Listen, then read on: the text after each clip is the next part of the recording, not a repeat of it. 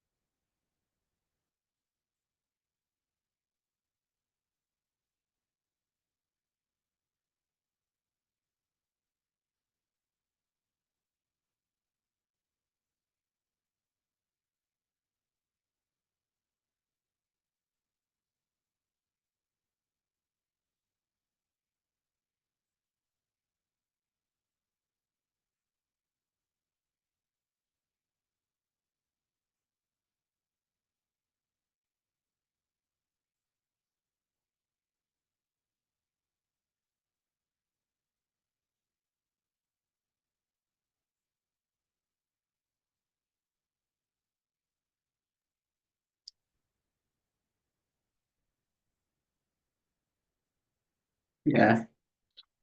Thank you very much, guys, for logging into this important webinar on climate change and health, organized by Kenya Medical Association of Kenya. Just to check if can hear me well.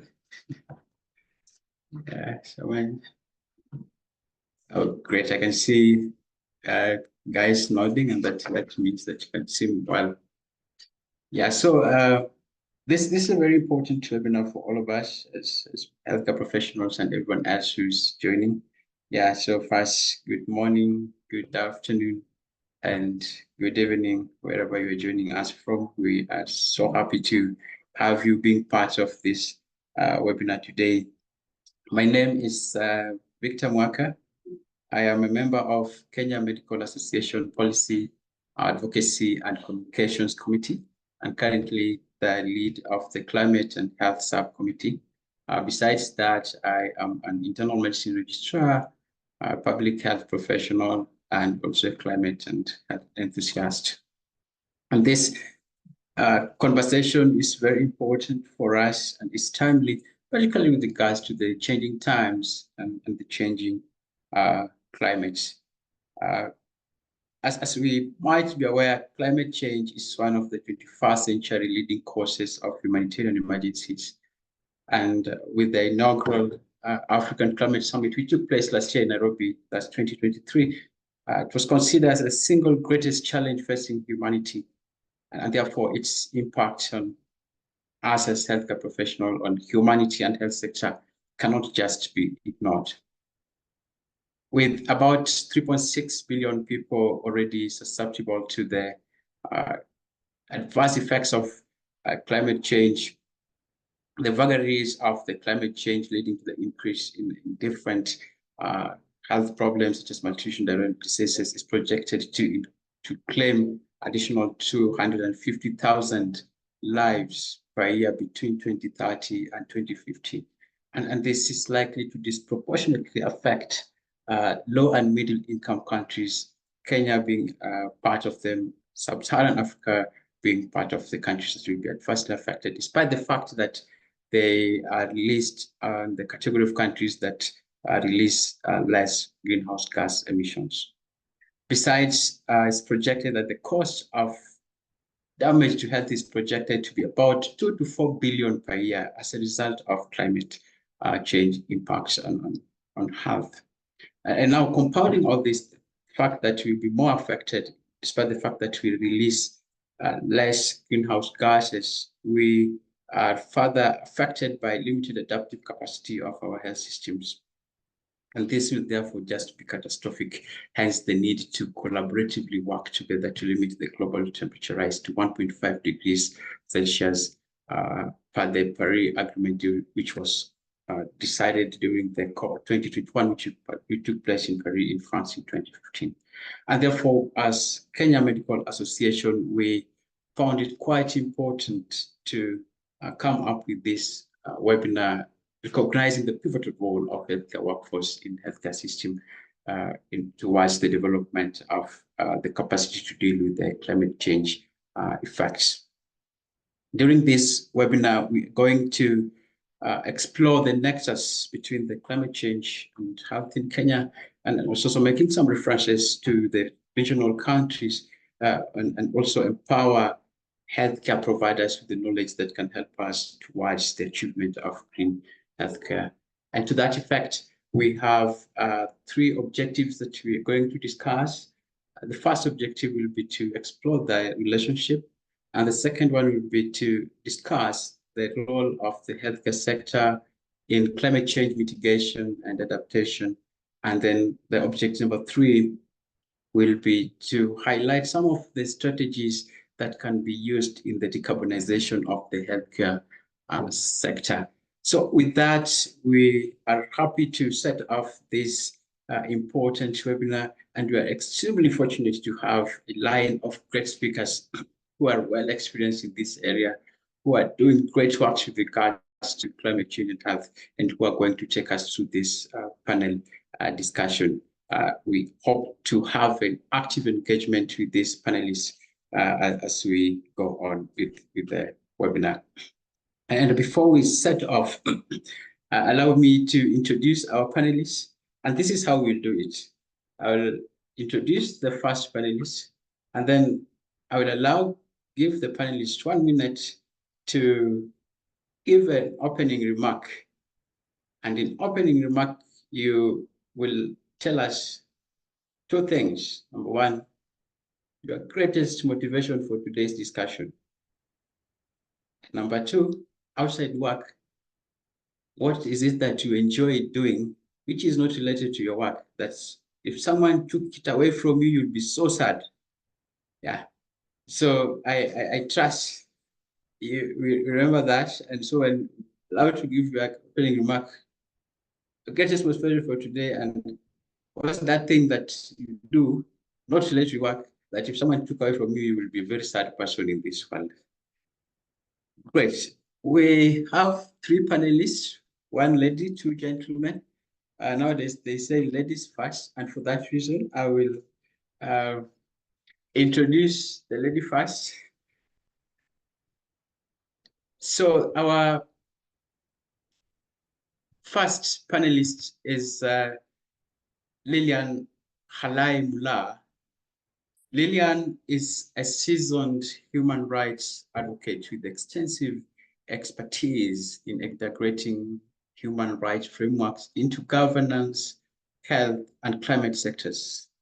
Her experience encompasses engagement at global, regional, and national levels. Lilian currently serves as a project officer at the Pan-African Climate Justice Alliance, where she works to advance climate justice, particularly for vulnerable communities in Africa. Lilian, give us your opening remark and the 2 points you talked about. Thank you. Yeah, thank you so much, Dr. Mwaka, for convening us and to the entire KMA team. And also sincere appreciations to the team that have joined us online. We are a total of 62. Considering it is 7 p.m. on a Thursday, I definitely do not take that for granted, especially for those within the East African time. So I think my opening remarks would just be to appreciate that there's a growing concern where climate is concerned, and this concern is affecting our health And but also to say that all hope is not lost. It is actually not looking so gloomy for Africa. So I think all of us should enter this webinar with a very hopeful spirit, knowing that, yeah, there is a crisis, a climate crisis, which actually equates to a health crisis, but also to just wear our hopeful hats, because we are going to actually see how the situation is actually not so bad for Africa. And the two things you're talking about, you've mentioned my greatest motivation for this webinar is the fact that we are here. I've said, like, I'm a human rights advocate above every other thing. And so it is my greatest motivation to be able to advocate. And advocacy does not just mean being in the streets and carrying placards. It means also sensitizing people about what they need to do in order to bring about change. And the thing that I like doing outside my work engagements, I love to be around music and dance. So yeah, music and dance does the trick for me. Great. If you are in a hall, we allow you to give us a dance that kind of reflects climate change and health.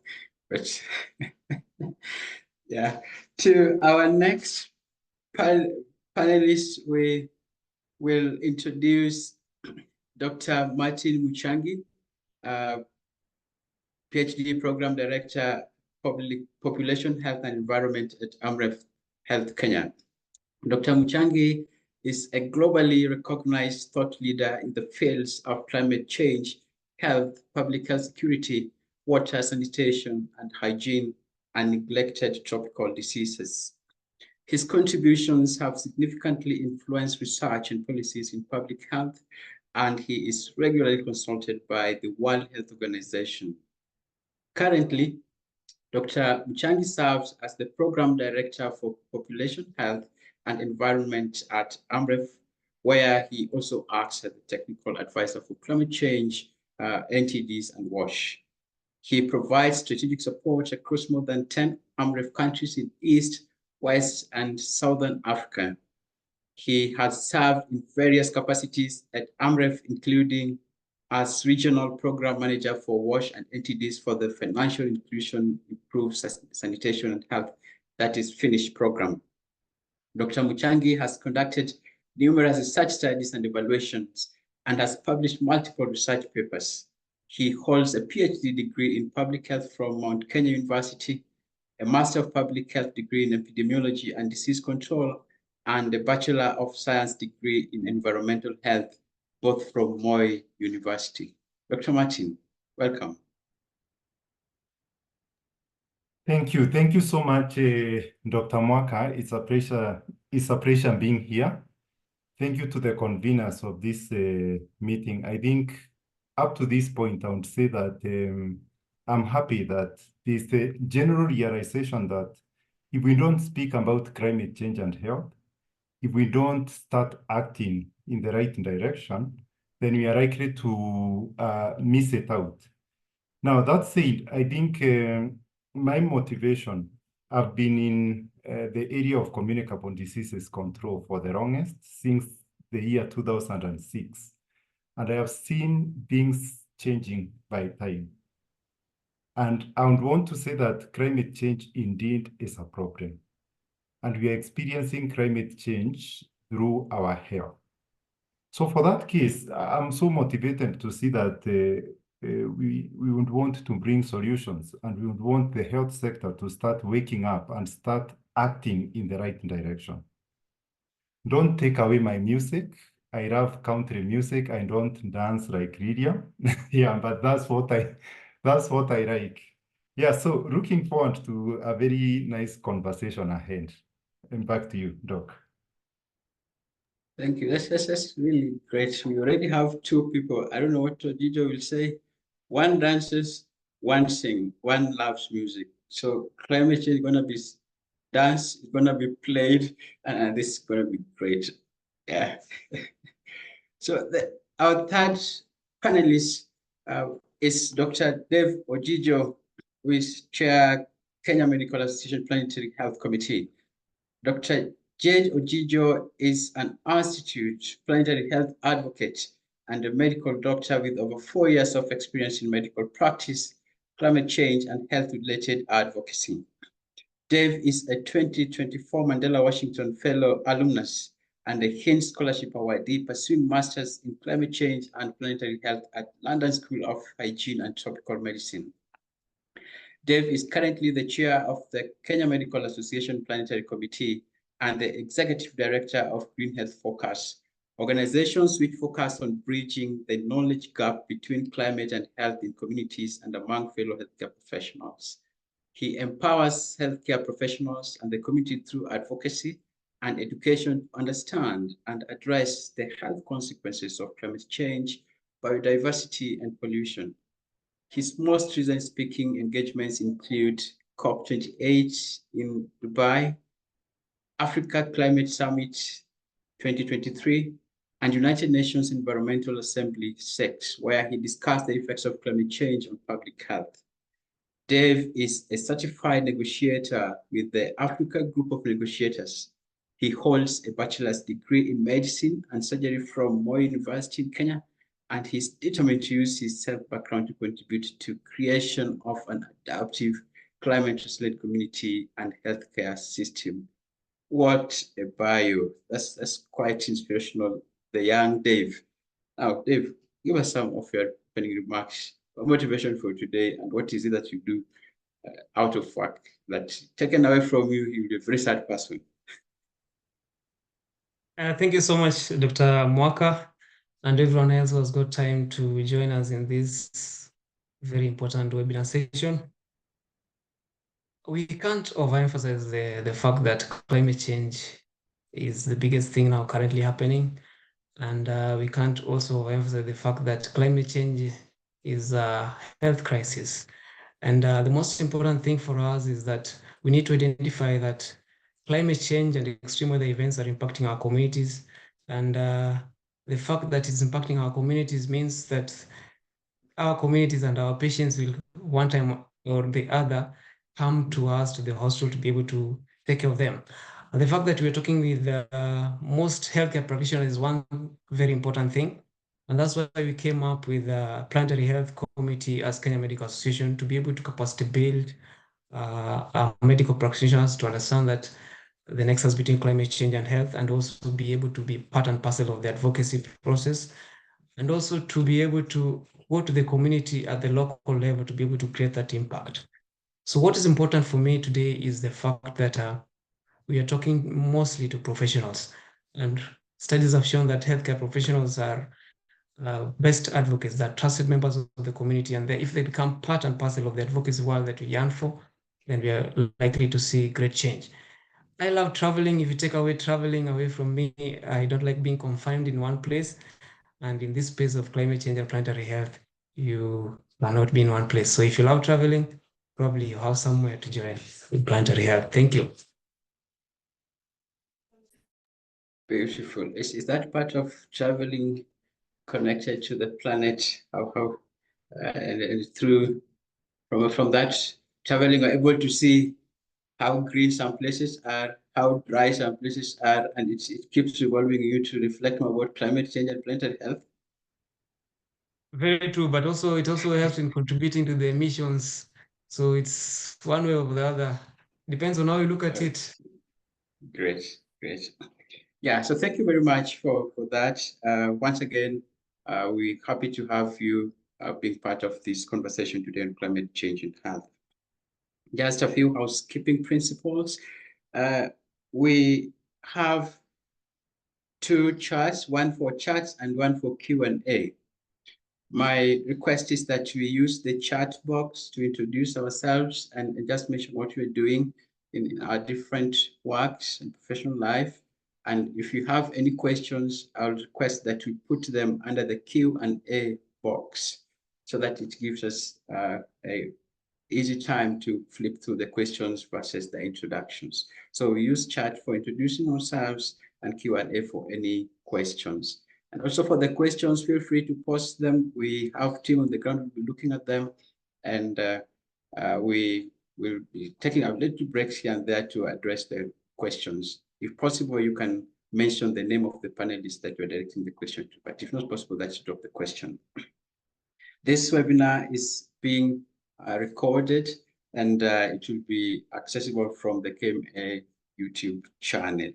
And then finally, still with the questions, there's an icon for raising hands, just in case you feel like you have to hear your voice and make a comment or ask a question.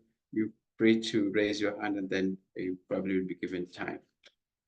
Great. We have had so much discussion, topics and points on climate change and health, and climate affecting health in different ways. So my question goes to Lilian. What is this climate change and health? Yeah, and how is it affecting Kenyans? And if in case you have any specific examples, that would be really great. But what is it about? What does it mean to me? What does it mean to you? What does it mean to people? What does it mean to Kenya? And how does it affect us, Kenyans? Thanks, Dr. Mwaka. I think that's a very great point to start on. And I think before delving into the discussions on the impact of actually climate change on Kenyans' health, it's essential for us to first have a very general understanding of the relationship between climate change and health. Is there even a relationship to begin with? But the simplest way we can understand if there is a correlation between climate change and health, it is through the lens of environmental determinants of health. This is because the environmental determinants of health actually provide us with a clear grasp of how environmental conditions profoundly affect our health and well-being. Let's take the case of air quality. For instance, clean air is a necessity for our well-being. However, in the recent years, human activities, including, industrialization, urbanization, burning of fossil fuels, have significantly increased the amount of greenhouse gases being emitted. And this has actually caused a depletion of the ozone layer. Now, what happens when the ozone layer, there's a depletion of the ozone layer, is that we are continuously being exposed to extreme weather events. I'm talking about heat waves, storms, droughts, and the likes. Now, with heat waves, we are seeing an increase in heat-related illnesses. Storms are causing an increase in flooding or severe flooding, and this in turn gives rise to prevalence of waterborne and vector-borne diseases. Drought, on the other hand, is actually posing a great threat to food security. And with a threat to food security, this is equally causing an increase in malnutrition and premature deaths. So in summary, that is how the cycle works, that our well-being is dependent on environmental conditions. However, we are having human activities that are interfering with the environmental condition, and that in turn affects our well-being. But now, how does the situation really look like here at home in Africa and in Kenya specifically? Because contexts are different. What we are experiencing in Kenya is not what is happening in the European countries, for instance. And here home in Africa, I'd say that most African countries, especially, the southern countries, Mozambique, Zambia, are experiencing extreme flooding and drought situation. And the situation is actually not different here in Kenya. With the flooding situation, for instance, what is happening in Kenya is that we are seeing an increase in waterborne diseases, specifically cholera, especially because water sources are continuously getting contaminated with increased episodes of floods. The situation is so dire that we even saw the Ministry of Health declaring cholera an outbreak. That was in 2022. And since then, the ministry, together with the humanitarian sector actors, have been setting up adaptive control measures to address this growing climate-induced health condition.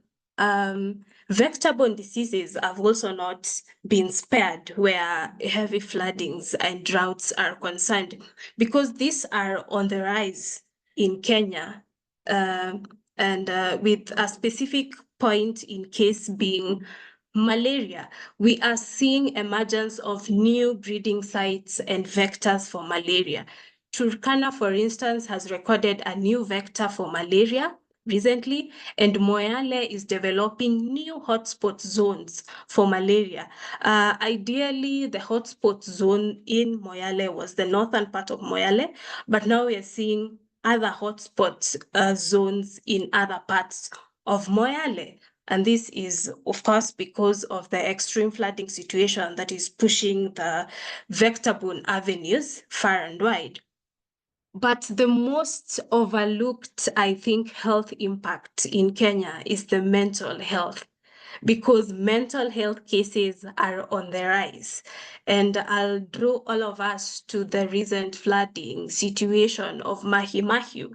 Lives were lost, property were lost, but in between all this, we had survivors, but we also had frontline workers who got the first-hand experience of what the flooding aftermath looked like. As a result, this is actually leaving them with traumatic experiences, which has direct implication on their mental well-being for a longer period.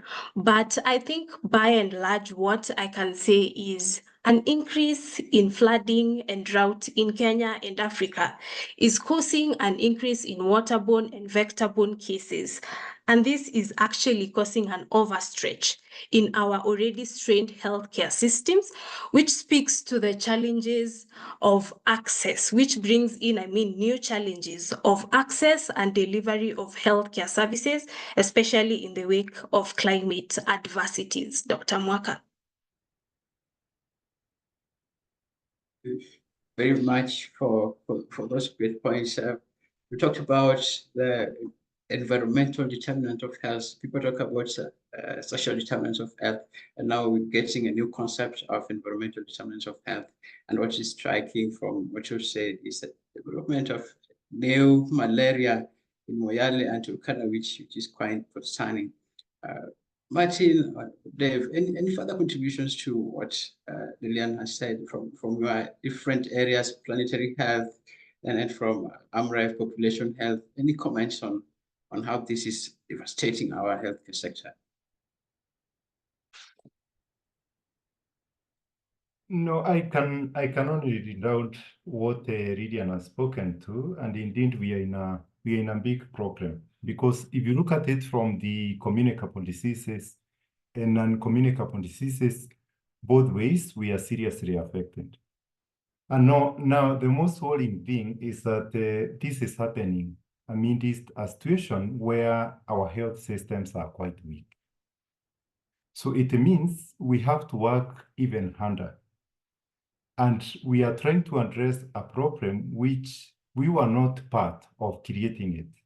I think what Lydian put very clearly is that greenhouse gases are the main contributors of climate change. But if you look at the co-contributors of those greenhouse gases emission, you realize that Africa only produces 4%, just 4%. But you see, we don't get a discount in terms of the impacts that we experience. If anything, Africa, Kenya included, is experiencing the worst kind of impacts in what Lydian spoke about. So happy to really interact around this and to build synergies, translating the challenges that Lydian spelled out very clearly into solutions to the future. Thank you. Thank you so much. Maybe I just want to add one thing. If you look at access, basically from a systemic point of view, for patients at the local communities, for them, the most important thing probably may not be knowing whether there's a rise in vector-borne disease or access to care. But the most important thing for a patient, for example, in a community in Tana River or in Home, is that what is climate change to them? And from what perspective do they see climate change? For them, the impact of climate change on health will be, for example, if most of the people in Kenya, over 20% of the people in Kenya, for example, do not have access to to NHIF or whatever is now called SHA or anything else like that, they majorly depend on out-of-pocket expenditure to be able to get care. And that out-of-pocket expenditure depends mostly from their farm produce, depends mostly from the cattle that they keep. And whenever we have extreme weather events like prolonged drought, for example, we have these people losing their cattle, their crops. They cannot be able to get enough crops. That means they cannot be able to get that money to be able to pay for that care. So in terms of affordability of healthcare, it becomes a problem. The other thing that Lina mentioned is the issue of availability and accessibility to that care. If you have extreme weather events, for example, the extreme weather events that we recently saw in Kenya, or flooding from March to around May, many people are not able to go to the hostels because the hostels already, the roads that lead to those hostels are already cut. And then we also have some of the healthcare facilities that are already destroyed. So in terms of accessibility, it becomes a problem. In terms of availability of that healthcare, it also becomes a problem. And even in terms of quality of healthcare, it becomes a bigger problem because already we are having a weak healthcare system. And sometimes you have this flooding, for example, that comes in and many people cannot be able to go to the hostel. And then that hostel, once it's destroyed, doctors cannot be able to access that healthcare facility. So quality of care that you're going to get in those hostels is going to be a problem because even those pharmaceutical products that need to go to those hostels cannot be able to reach there. To the hostels. So if you look at it from the systemic point of view, matters of availability, affordability, and accessibility also becomes an impact. Thank you. Yeah, those are great points. The topic of healthcare system, that our healthcare is weak, is striking as well. And down in the discussion, we'll have time to just explore what that means. But we've talked about one direction of climate change affecting health. But as Lillian started, she was like, is there a relationship in the first place? And now is there a relationship in the opposite direction, as in healthcare sector contributing to climate change through the release of something? So perhaps back to Lillian, and any comments on that? Yeah, I'd begin by first agreeing that yes, the health sector does contribute to climate change to some extent, but in my opinion, the contribution is very minimal compared to other sectors. Generally, before we bring it home again, the contribution of the healthcare sector is again through greenhouse emissions, and this is majorly from supply chain systems, care delivery, as well as waste disposal mechanisms. So in Kenya, the most significant way in which the sector is contributing to climate change stems from our waste disposal practices, because oftentimes our practices are border the lines of dumping or burning of this waste. These methods lead to an increase of harmful substances in the air as well as water sources. And therefore, we can all agree that yes, the healthcare sector in that regards is equally a contributor of climate change, but again, the contribution is relatively low. Great, thank you. It's good to be aware of that, because we can talk about climate change affecting health, but we forget the fact that health sector can as well contribute to climate change, and as well as healthcare professionals, we need to be cognizant of that. I'm happy that you mentioned about waste management, and that reminds me of a quote from Healthcare Without Harm. They say that if a global healthcare sector were a country, then it will be the 5th largest greenhouse gas emitter on the planet, which is quite concerning. Perhaps, Martin, are there, apart from waste management, are there other scopes with you, perhaps if you have a diesel car, driving to work as healthcare professionals, are those also likely to contribute to greenhouse gas emissions? Yeah, sure, Doc. And I think every sector emits. Health sector is emitting about 5% of greenhouse gases up to this stage. And it is postulated that this is likely to increase, and especially as population grows, more people go to hospital, as we also experience the epidemiological transition, where you are having many patients receiving geriatric kind of care, which requires transportation and a little bit more investment in terms of logistics. So that is likely to increase. But so to speak, waste management is the main contributor. But I would want to add a voice and simply say that if we manage to do waste management in the way it's supposed to be done, we have a huge potential of cutting down the emissions. For example, a simple act of segregation of waste then minimizes the action of like incineration. Substituting incineration with non-burn technology like microwaving, autoclaving, etc. could equally contribute to, reducing such kind of emissions. But there's also a very key area where we need to explore and bring forth practical solutions. And this is the area of logistics management. Often you realize that in a system which is not properly planned, whether you are moving healthcare workers from point A to B, whether you are moving medical products from point A to B, if that is not properly planned and thought about, then you continue emitting more out of, a system which is unaware of what it is doing. So that's another area where we need to think very seriously and contribute effectively. Lastly, when you are talking about energy for healthcare services, that's another area where I know hospitals always have emergency power backup. And so to speak, in Kenya, we have diesel-fired kind of systems everywhere.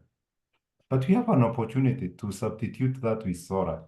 So if we think through the entire system, do a very clear audit, there's something which is normally called a health system audit from a carbon emission dimension. If we do that, then we are able to tell a story of what exactly we need to do in each and every kind of action point. Yeah, thank you. Yeah, thank you for bringing up the aspects of emphasizing first the aspect of the waste management and use of diesel generators. And I'm just wondering if you were to quantify that, how much of megatons of carbon dioxide emissions would that be? Any thoughts, David? Yeah, I don't have the statistics, Doc. Maybe just Lee to answer that, Dr. Mwaka, if you were to quantify the tons of megatons of carbon, that would be around 514 megatons. 514. Yeah, 514. But because I heard you ask something on scope of emissions from the household system, for the sake of our viewers, you can classify them into three. So you have scope 1, scope 2, and scope 3.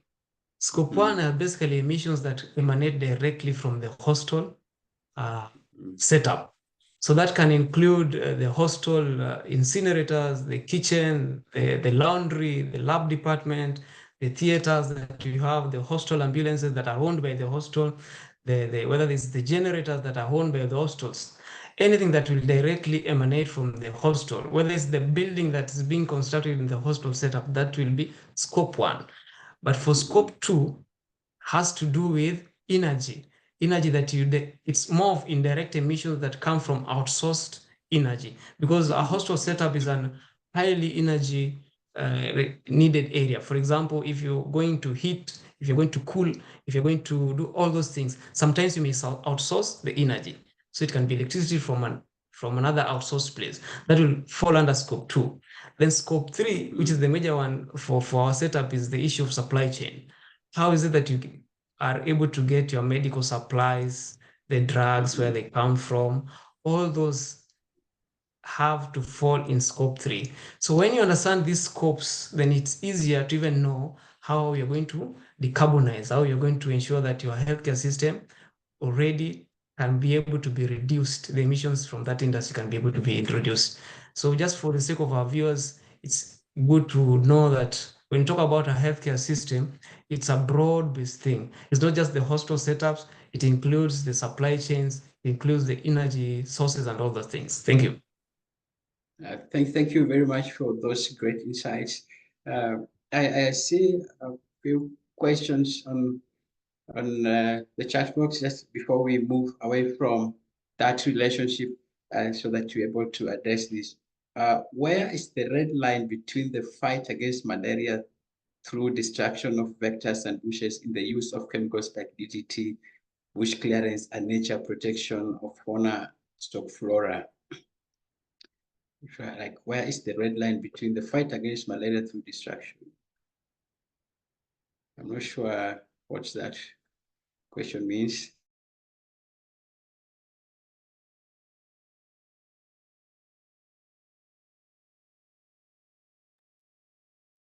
I think Simon is speaking to, sorry, I don't know if Dr. Mwaka is, or if you, all of you can hear me. Dr. Martin, can you hear me? Yes, clearly, Lilian. Maybe you can Yeah. proceed here. Yes, I think Simon is talking of already existing solutions that are have already been put in place, but also these solutions, you know, are equally contributing to the greenhouse emissions because they're more on their chemical-based approaches. And I think, yes, alternative solutions. We need to move away of solving climate crises through measures that equally contribute to greenhouse emissions, for one. And the way we can use this is through investing in local capacities. There's a lot of knowledge in local capacities, indigenous knowledge, for instance, and which come up with alternative ways of how we can be able to address the problems that Mr. Simon is addressing, of doing away with the zones, the vector zones of malaria, without actually necessarily having to use the chemical components. Yes.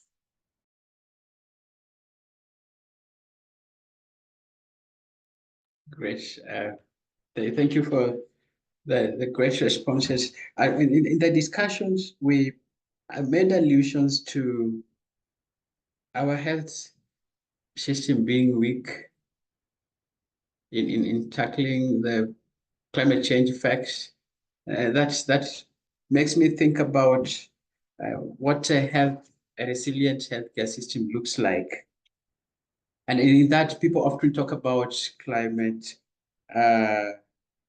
mitigation and adaptation as we talk about healthcare system. Perhaps, Martin, what are these in layman language so that we are able to understand what is mitigation, what is adaptation, and can you give an overview what climate resilient health sector looks like? Yeah, sure. So allow me to begin by quick definition of what adaptation is and what mitigation is, because adaptation means that we have the problems with us.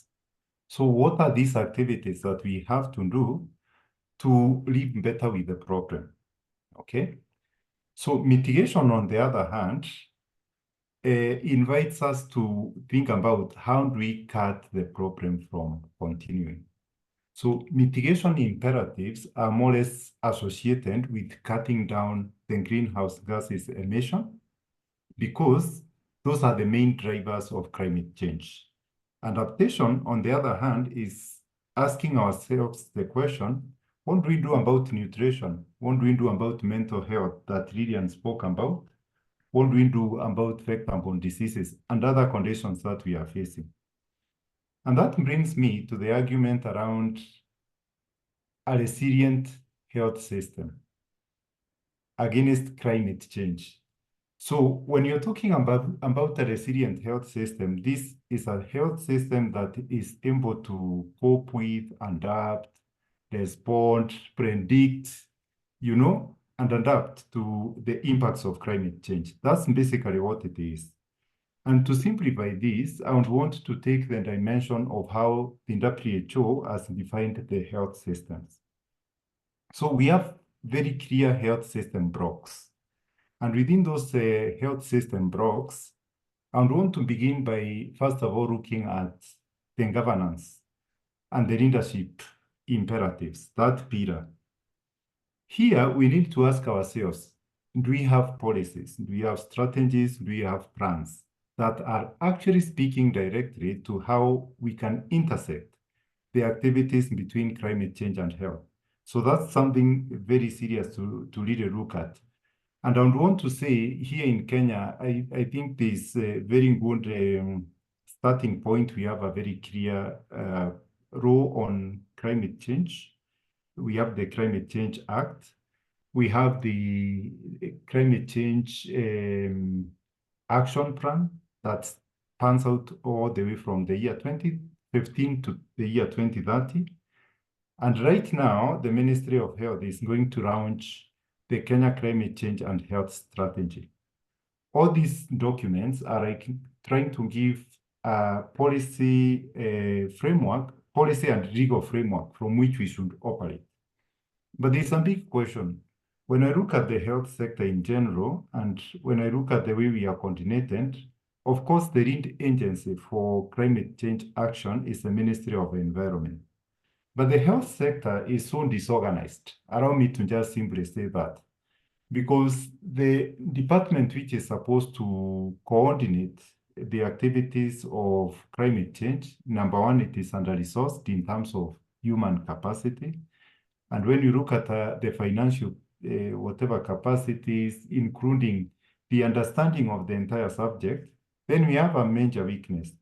My recommendation around that would be to imagine a system where we have human resource that is actually able to bring the health workforce together to understand these pain points and how to deal with them.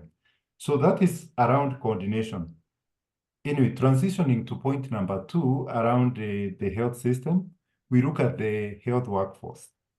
How many healthcare workers actually understand the impacts of climate change and are aware of what is likely to happen should we do nothing?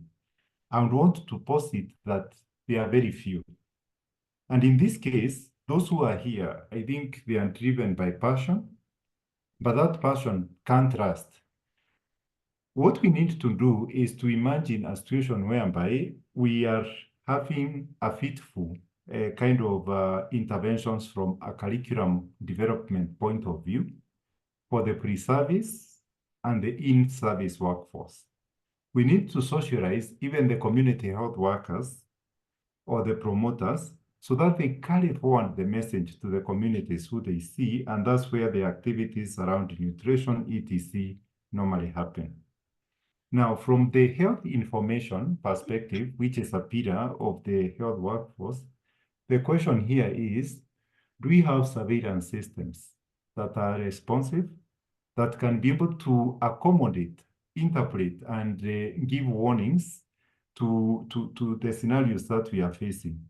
My take is no, we have not been able to have fitful surveillance systems that can be able to pick all this information. But the good thing is, there's a lot of innovations which are out there. I'm aware that these elements of event-based surveillance, community-based observatory networks, how to bring them together and speak to one system which tells us that big picture is the intervention that we need to invest in moving forward.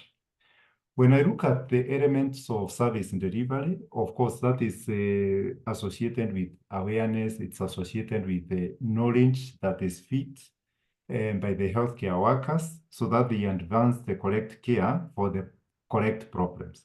I think that's something which we need to work on. Cutting it short, we also need to look at how we can finance all these processes. The health sector, if you look at the group of platforms of how money is flowing to address the challenges of climate change, the health sector has not been able to leverage on the financing baskets which are available. For example, the Green Climate Fund has only funded 5 projects across the globe that are related to climate change and health. The health sector here in Kenya needs to invite itself to take up the challenge and invest in, first of all, doing the vulnerability assessments, which provides the basis and the baseline of the proposition around what needs to be done. I'm happy to say that the other day there was a conversation led by Global Fund on how Kenya can actually come in and start doing all the activities to leverage more resources for the health sector to adapt. Let me stop at that. Yeah, and should there be questions, I think I'll be happy to continue chiming into this area. Thank you.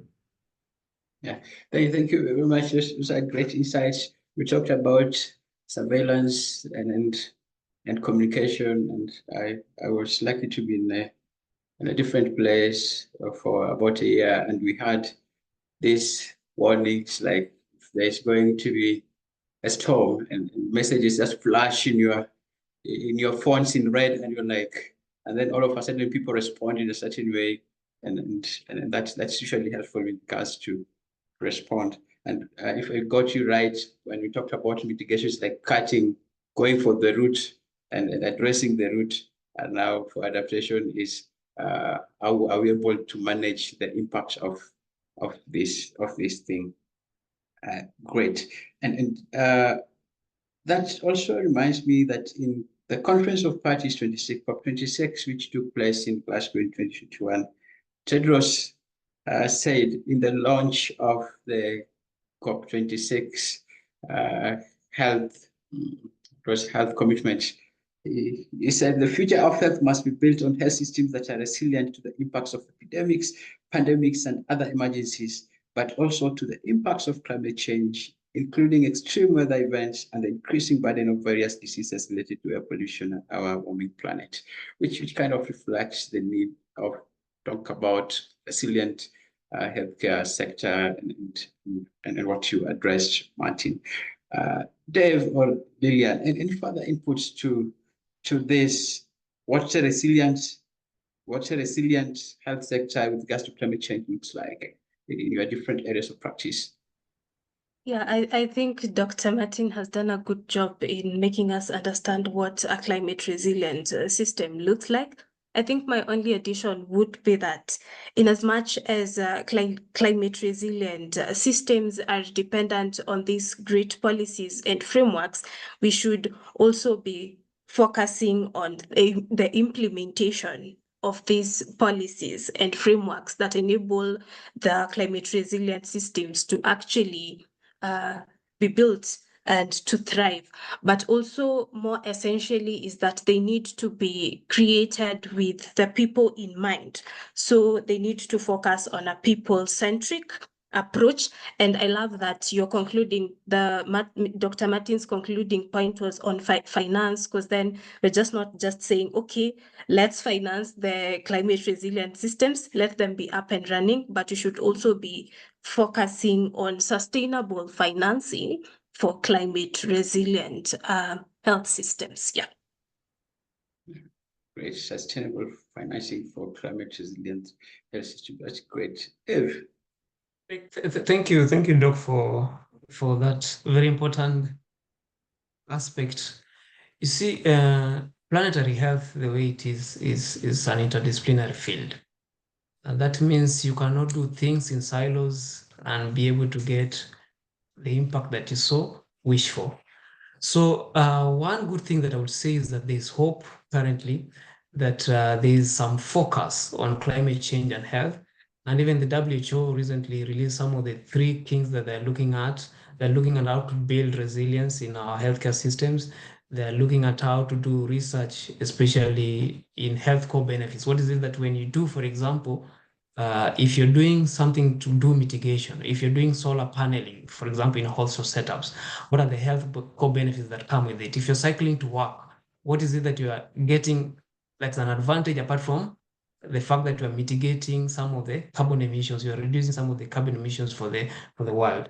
And then looking at basically how we can be able to address climate change impacts. So there's hope. But I also think also of the Ministry of Health in Kenya, they're trying. I was lucky to attend one of the Kenya Climate Change and Health Strategy meetings, and I saw what the structure is like, where they envision, what they envision to do. And I think there's some good document there. The problem is that it may just be a document being launched at COPs, and then when it comes to implementation, things may not be done the way it was so anticipated. One thing that I would like to stress on is we've talked about the healthcare systems and the WHO buildings blocks of a proper healthcare system. And Dr. Martin has actually addressed it. But for me, what I think is that our health workforce need to have that knowledge on climate change and health. They need to understand that there's a nexus between climate change and health. They need to be part and parcel of that solution. Because recently, when I attended one of those meetings, you find that there are very few healthcare professionals there. So even if people wanted to develop a strategy, they may develop a strategy, not the one that may not even be able to be implemented in a hospital setup. So we need healthcare practitioners to be part and parcel. They need to get involved in this. And that's why KMA Planetary Health Committee is giving us a chance as healthcare practitioners to be part and parcel of that committee, understand what's happening in the committee. What we usually do, for example, is that we tend to do policy influence. We tend also to do advocacy work and even have community engagements and partnership. One of the community engagement partnerships that we recently have was in Kitengela. We had one in Homa Bay where we did a medical camp targeting communities that are affected by extreme weather events of flooding. During that time, you're able to bridge that access to care, but also get a chance to understand the nexus between climate change and health. How is it that you can be able to talk to the community to build resilience? So I would want to encourage us as healthcare professionals to be part and parcel of solutions, come to the table and be able to discuss. The other thing that I think is a gap when it comes to healthcare systems is that we don't have data, local data that can be able to inform policies. Because sometimes you are there trying to think about solutions, but you don't have evidence because that evidence has not been generated. So we also need practitioners who can be part and parcel, be part of generating that evidence and also be able to take part when it comes to policy making, so that we are not just confined in the hostel setups.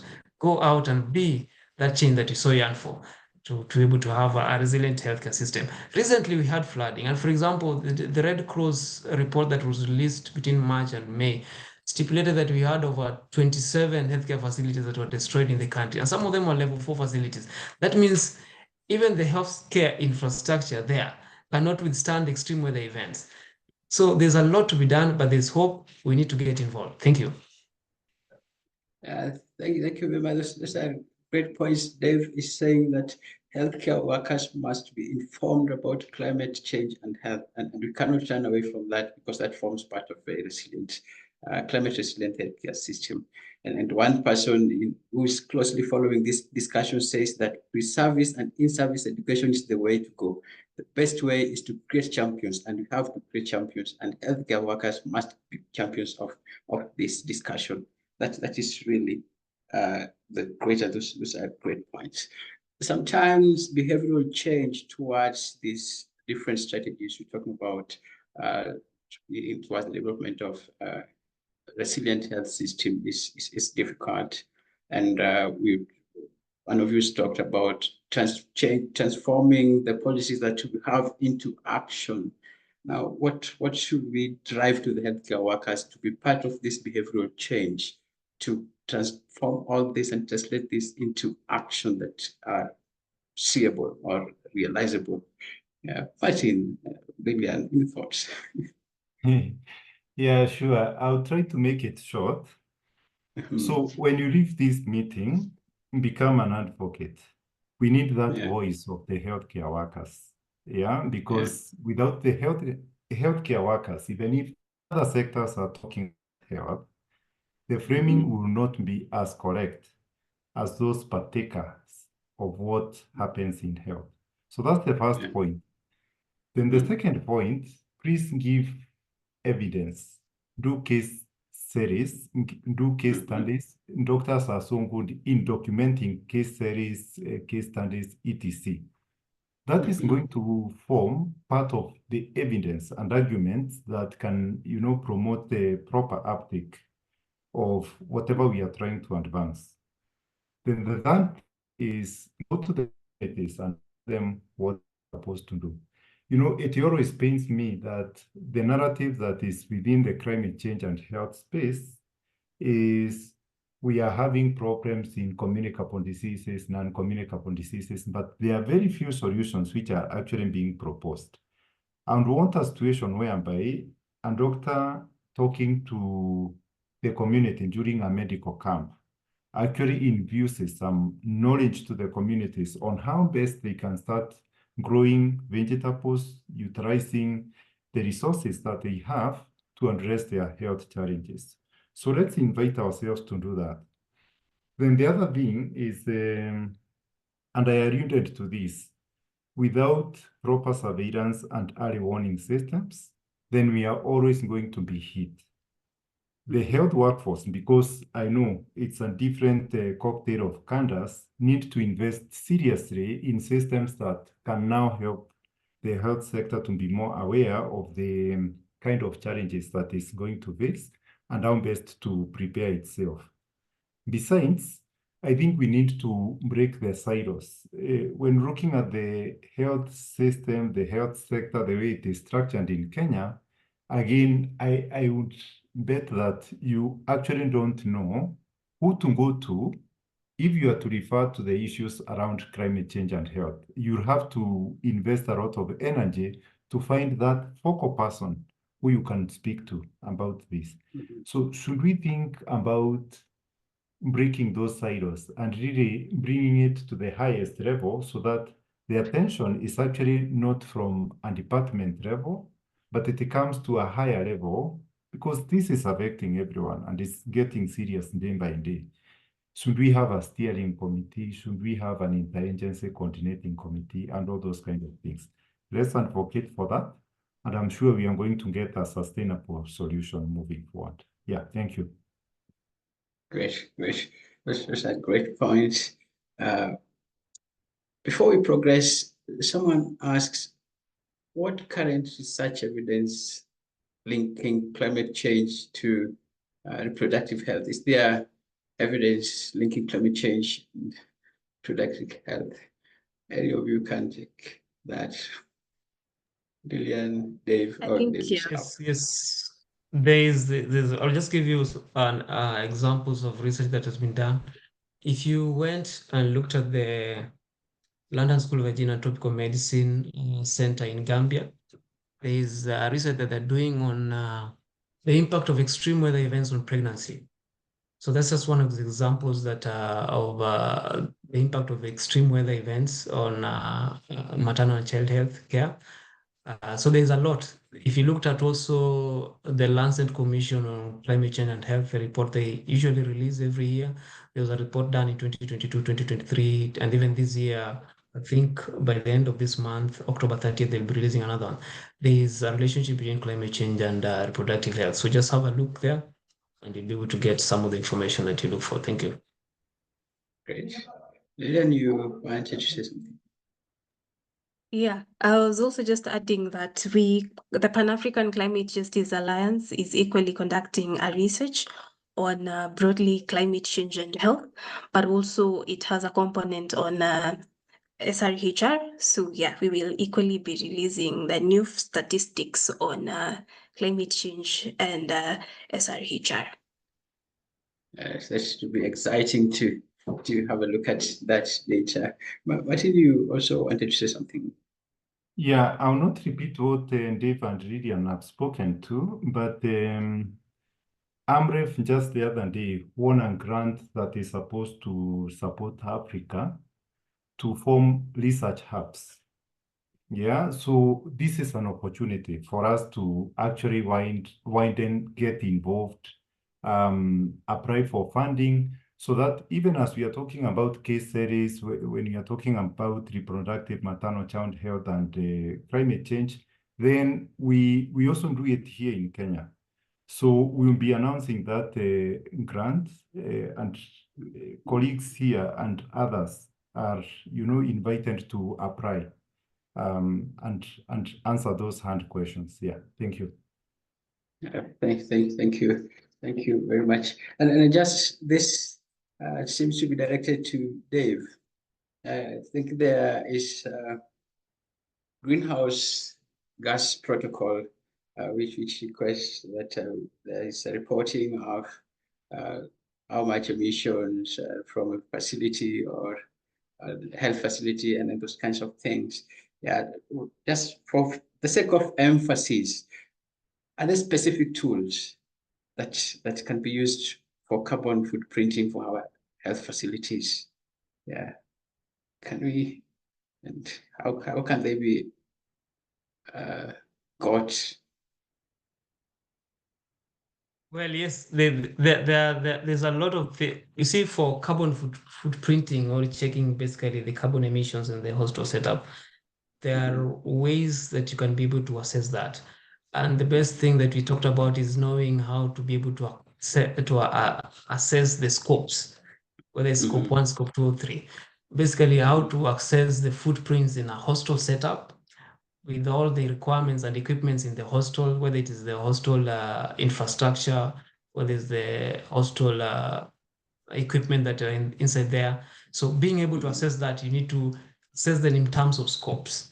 Then if you address scope 1, for example, where we're dealing with the hostel and everything that related with the hostel ownership, then you need also to assess the scope 2, where you're getting your energy source. Then scope 3, supply chain. There's usually a tricky point when it comes to looking at scope 3, where you're looking for supply chain, because you need to probably assess another industry that is releasing drugs to you. You need to assess another industry that is releasing medical supplies, how they're doing their things. So sometimes it's a challenge trying to assess the carbon footprints within all those scopes. But I think for scope 1, it's easier to access, and there are ways you can go through that. Yeah.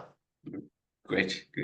Yeah, thank you very much. We are drawing close to the end of this panel discussion, and just to emphasize that if you have any questions, feel free to put them under the Q&A section, and you can use the chat to just introduce yourself and tell us more of what you're doing in your professional life.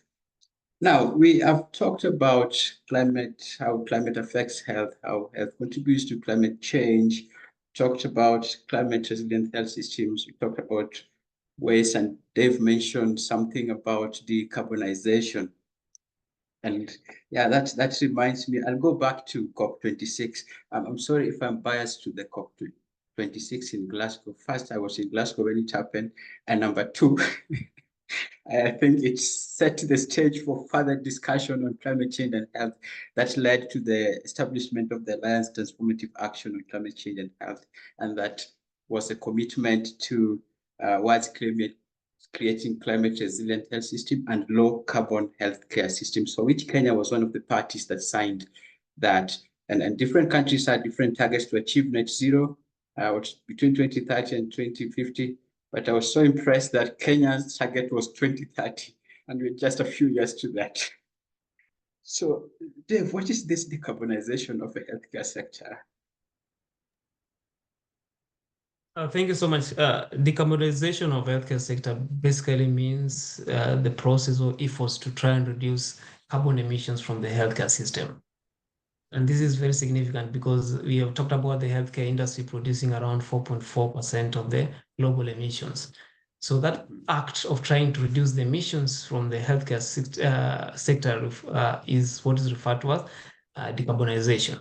There's now something called green healthcare. Green healthcare, on the other hand, is the practice of now trying to design or incorporating environmental sustainability projects when it comes to service provision, so that as you're looking to improve patient care, you are not infringing on the environment, so that everything is done in a sustainable way and the environment is also protected. So the two are related, but decarbonization is basically has to do with reducing carbon emissions from the healthcare sector. Mhm. Oh, great. So we're gathering that decarbonization is different from green healthcare. So in your opinion, which of the two supersedes the other? What should we be talking about? Should we talk about decarbonization? Should we talk about green healthcare? Basically, the two are related. The process of decarbonization becomes one of the environmental sustainable ways of having a green healthcare.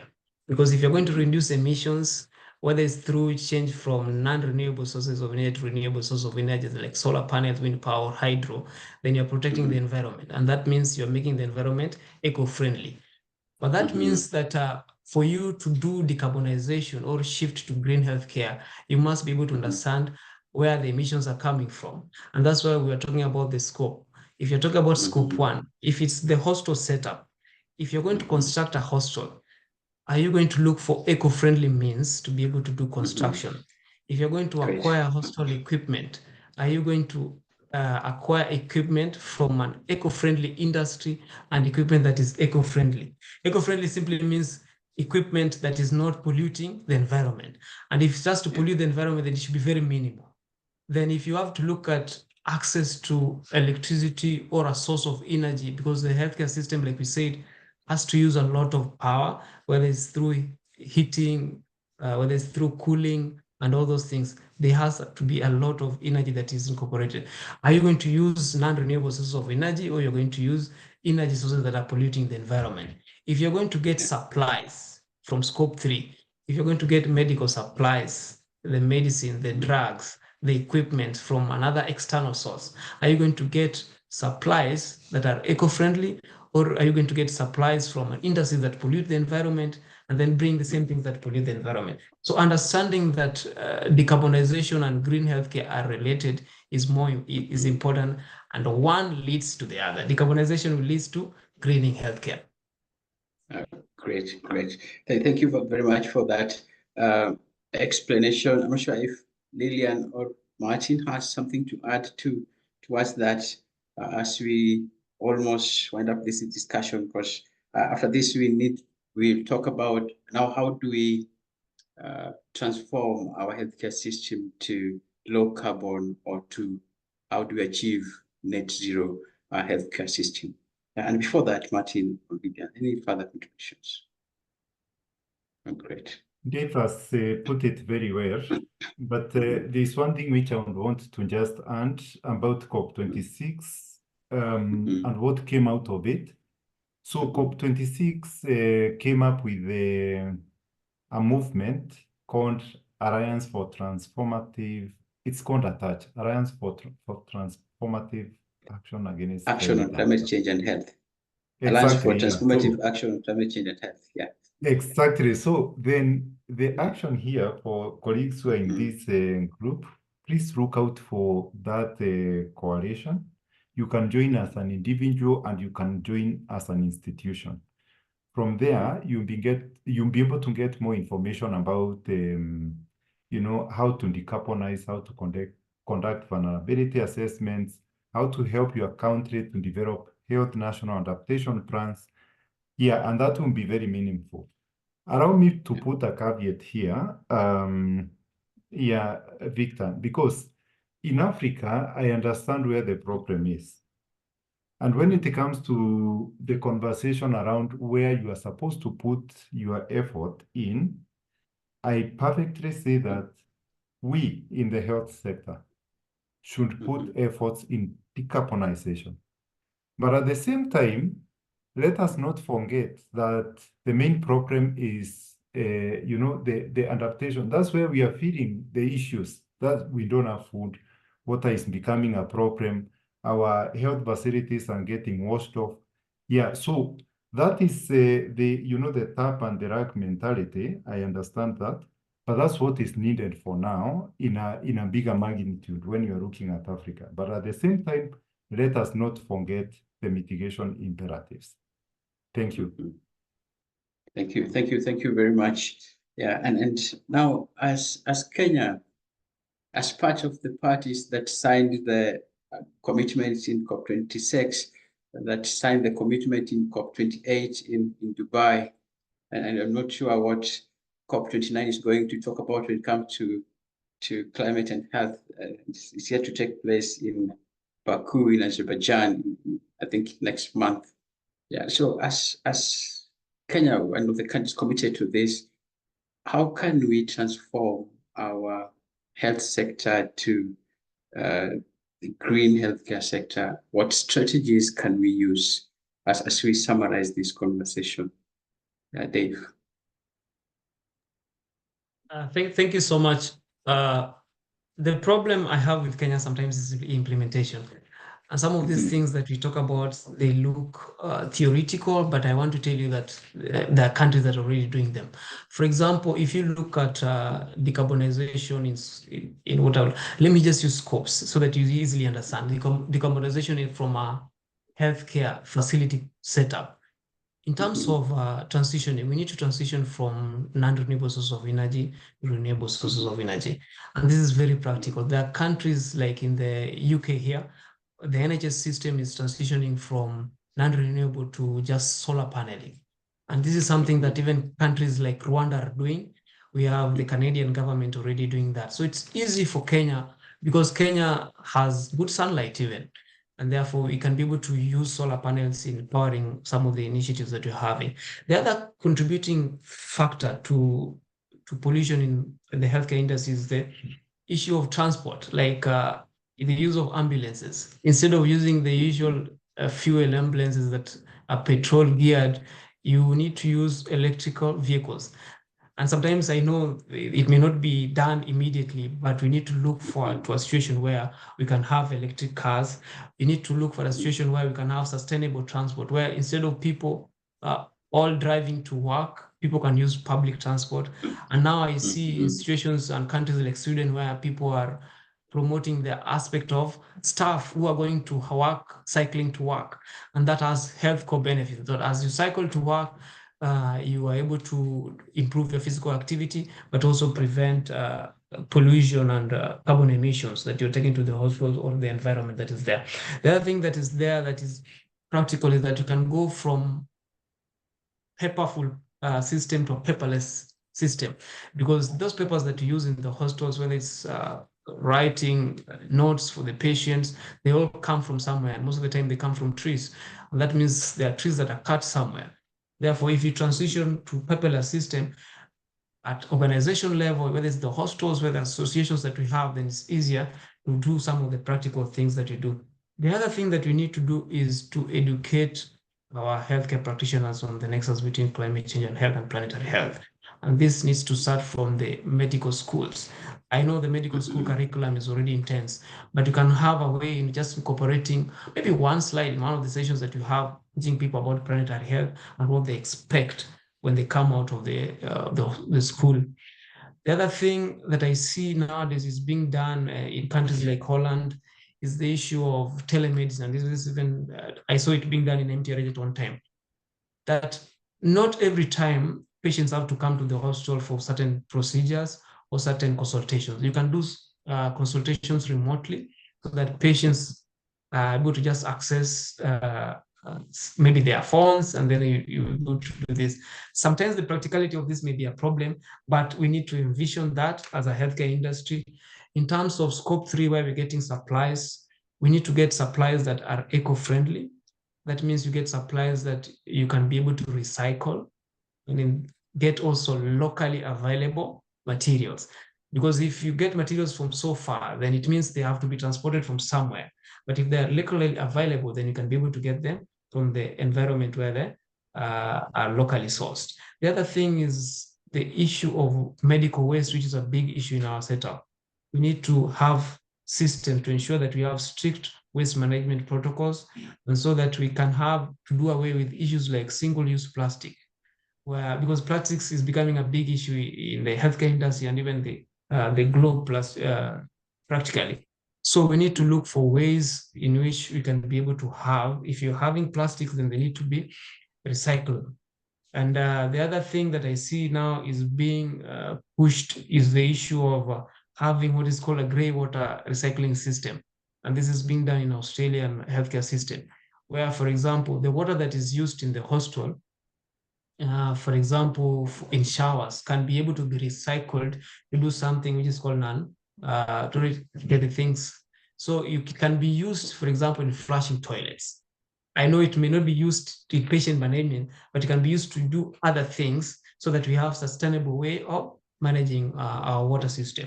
So broadly, if I were to summarize this, is that the most important thing is to know that healthcare system is contributing pollution, and this healthcare system is contributing to around 4.4% globally. Therefore, it means we need to decarbonize. We need to reduce the emissions, because those emissions that we're already emitting are significant. But the ways of reducing these emissions is that we need to know where they're coming from. And that's why we're talking about the scopes. So once we know where they're coming from, then it's easier to reduce them at an individual level. It's easier to reduce them from a government level and also from a system perspective.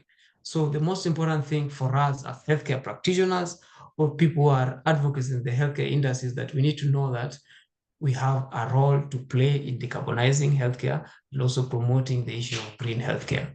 Thank you. Thank you. Thank you. As healthcare professionals, we have a role in decarbonization. And you mentioned something very important, that riding to work. Personally, I run. I wonder if there's a time we'll be allowed to run to work. But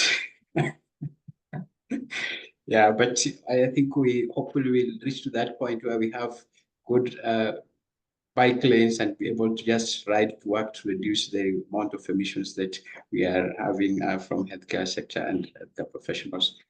Lilian, in your space of advocacy and human rights engagement, any thoughts on how we can achieve this decarbonization? And then Martin, you can talk after Lilian. Yeah, I think there is great opportunity for presented to all of us in investing in research and innovation, because we cannot be talking about decarbonization and we don't have solutions and we don't even understand clearly how the situation looks like. So I think for me is that we all need to be involved in this conversation, especially the young people, so that they can bring the innovative aspects of how we can look at this, but also we will not be foregoing the, indigenous and knowledge, because we need everyone on board so that we can come up with innovative solutions to address decarbonization without, having a compromise on environmental conditions, without contributing further to the emissions, because then we could be proposing other solutions that are equally contributing to more emissions. Yeah. Yeah, thank you. Thank you. Martin, in your space, what are some of the thoughts? Yeah, sure. Thank you. For me, it's really, we need to optimize the solutions. And the way to do this is, first of all, be clear about the scopes, what they've spoken about, and then choose our battles wisely. Yeah, because the way I'm seeing things, people are everywhere, and sometimes we are not even aware about like what is biting more than the other. So by being very pragmatic about the starting points and where we want to see as the end in terms of the interventions, then that will help the country actually get where it's supposed to be. The other day, I was reading a paper which was clearly stating that Kenya during the day is actually about 86% green. It uses 86% green energy. And at night, it falls up to around 70 something, which is way above what is actually being targeted in the world. So the question is, where are our priorities and where should we be investing our efforts in?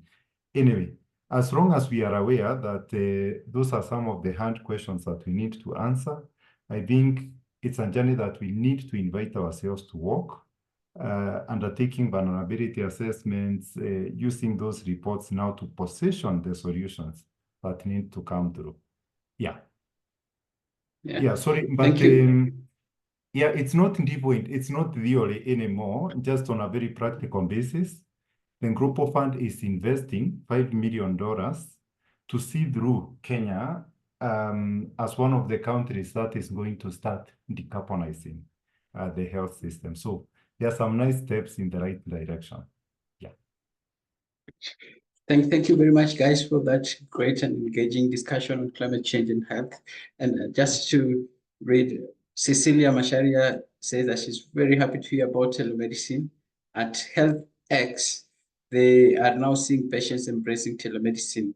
Indeed, it is a solution in one way to reduce the impact of climate change. Thank you very much, Cecilia, for that point. Now, I don't see any other questions in the Q&A section, which means that we are going towards the end of this panel discussion on climate change and health, and I believe it's been helpful to all of us and as healthcare professionals.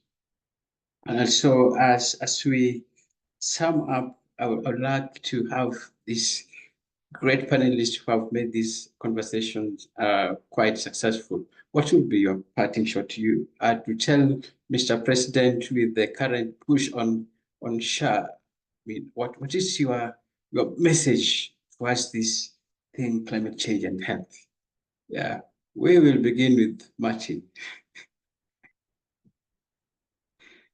I don't want to discuss about SHA. Okay. The thing is, we've been going to COP, and COP29 conversations are going to focus on climate financing. The question that we need to carry forward as we go to COP and other convenings which are actually rooted towards that is, what is it that we are going to take there as the health sector? You can be sure we are trying to organize ourselves and invite colleagues here to actually join the thought leadership processes that the Ministry of Health is leading in terms of the position paper. So that when we go to COP, then Dave, if you are one of the negotiators, you are able to carry a very clear message about what we are asking for in terms of investment moving forward. Yeah, thank you. Thank you very much. We'll get to Lillian. What will be your closing remarks and that message that we just have to take home? Yeah. I'd say let us stay informed about climate change and health, especially in Africa, on matters climate change and health in Africa, and so that we can better position ourselves and Africa in global avenues like the Conference of Parties, especially the upcoming COP29. And one of the ways through which we can stay informed is by tapping into existing avenues, like the Nairobi Summer School on Climate Justice, which is actually coordinated by the Pan-African Climate Justice Alliance and happens annually. And this is basically a convening that normally has a dedicated track on climate change and health. And the training is normally 1 to 2 weeks. So this is a good platform of understanding climate change and health and how to better position ourselves in regional, global, and national convenings. Thank you. Thank you very much. Dave, you have the opportunity to be the last person to give the closing remarks. Yeah. Thank you so much. On behalf of KMA Planetary Health Committee, I would like to thank you guys for coming and attending this webinar. But my parting shot would be that climate change and health is being given a focus. And already there are a lot of things that are coming in, including funding for planetary health. To healthcare practitioners, you need to be part and parcel of this. You need to join this conversation. Look at how confident Martin and Lillian are discharging everything on planetary health. You can also be part and parcel of this advocacy. And the studies have shown that you are trusted community advocates. Please become that trusted community advocate. And one of the ways of being that advocate is joining the KMA Planetary Health Committee. We partnered with the policy committee to be able to do this webinar for you so that you can capacity build you to know that this exists. So feel free to join any of these committees. Feel free to be able to participate actively. We are going to have some medical camps that are targeting communities that are in dust and polluted areas, like in Kitengela, somewhere in November.